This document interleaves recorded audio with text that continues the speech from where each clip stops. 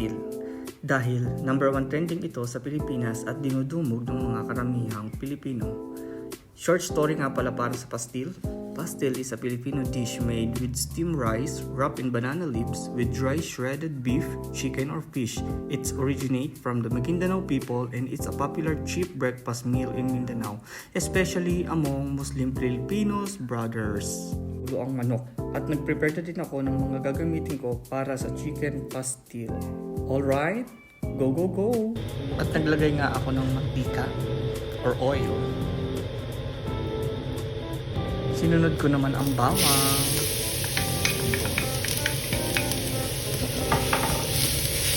Dinagdagan ko ulit ng oil, medyo bitin ang pagkakalagay. At pagkatapos, nalagyan ko naman ng paprika, kaunti lang para at least may twist yung anghang. Diba? Ganon? Naglagay ako ng na piraso ng dahon ng laurel para naman mabango, hindi malangsa. At binudburan ko na rin ng pepper or paminta.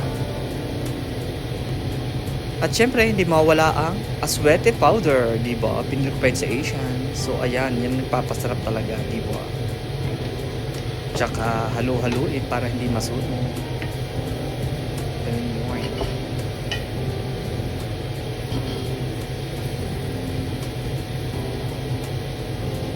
Tsaka naglagay ako ng maliit na piraso ng butter para naman mabango at malasang malasa.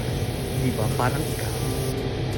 At sinamahan ko na rin ng oyster sauce, diba? Para masarap. Ano ba? Siyempre, hindi mawawala ang silver swan, toyo. Diba?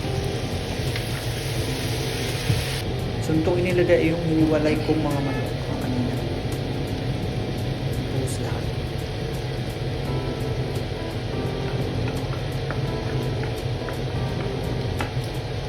Isang tasang pinagpakuluan ng manok, ilagay at bulburan ng seasoning powder para mas malasang malasa. Lagyan ng isang kutsara ng asukal na puti. Lagyan din ng kaunting asin. At halu-haluin para ma-perfect ang lasa.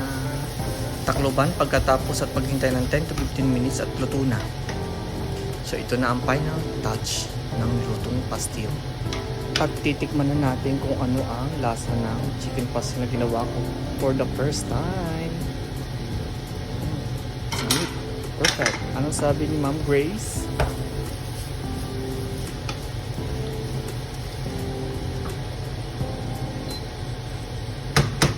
Okay na to.